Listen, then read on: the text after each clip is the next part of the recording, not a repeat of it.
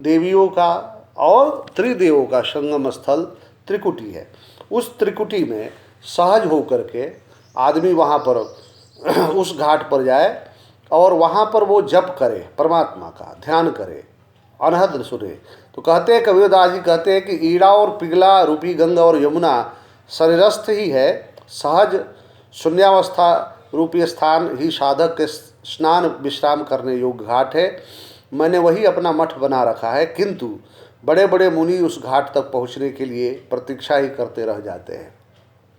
वास्तव में गुरु क्या करता है? गुरु आपको अपने ज्ञान के द्वारा सहजा अवस्था में पहुंचा देता है। जितना आपका बेहतर समर्पण होगा, जितना आप उस परमेश्वर, उस परमात्मा के प्रति अपना समर्पण भाव रखेंगे, वह उतना ही आप उस परमेश्वर के नज़दीक पहुंचते हैं। तो कबीर साहब जी कहते हैं कि गंगा यमुना सरस्वती ईड़ा पिघला सुषुम्ना यानी त्रिकुटी में हम अपना निवास रखते हैं और परम प्रकाश रूपी ब्रह्म का दर्शन करते हैं। उस आनंदमयी अवस्था में जा कर के हम सच्चिदानंद की प्रतीत करते हैं। यहाँ कबीर साहब जी कहते हैं कि यहाँ पर बड़े बड़े सिद्ध योगी भी नहीं पहुँच पाते, और लेकिन जिस पर हरि की कृपा हो जाए, जिस पर गुरु की कृपा हो जाए, वो सहज ही उस अवस्था को प्राप्त कर लेते हैं। अगली पंक्ति है, नयन रेख सिंदूर क्यों काजल दिया न जाए, नयन रमैया रवि रहा दूजा कहा समाए। कबीर साहब जी कहते हैं कि जिस तरह से एक स्त्री अपने मांग में सिंदूर लगाती है, वो सिंदूर उसके पति का प्रतीक होता है, यानी वह सधवा है, वह पतिव्रता है। उसमें अगर कालिख दिया जाए, कालिख माने माया का प्रतीक है, मोह का प्रतीक है, काम कामनाओं का प्रतीक है, लोभ का प्रतीक है, मत्सक का प्रतीक है।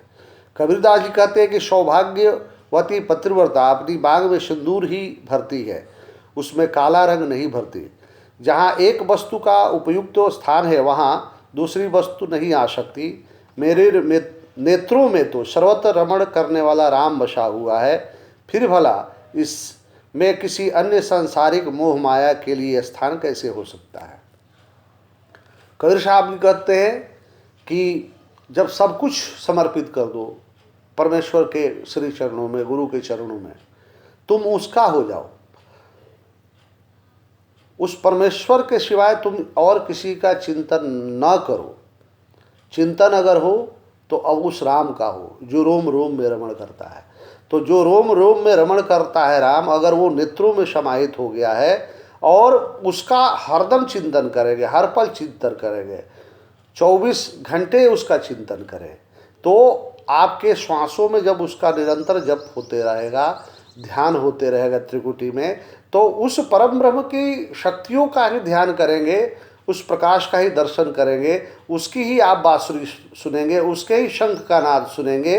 वहाँ पर हमेशा आपको ओंकार की ध्वनि सुनाई पड़ेगी और कोई ध्वनि सुनाई नहीं पड़ेगी, और आपकी आंखों में कोई और नहीं, वह परमेश्वर ही होगा। और ये बिना गुरु की कृपा के, बिना परमेश्वर की कृपा के यह आपको प्राप्त नहीं हो सकता। इस पंक्ति में अनुप्रास और रूपक अलंकार है।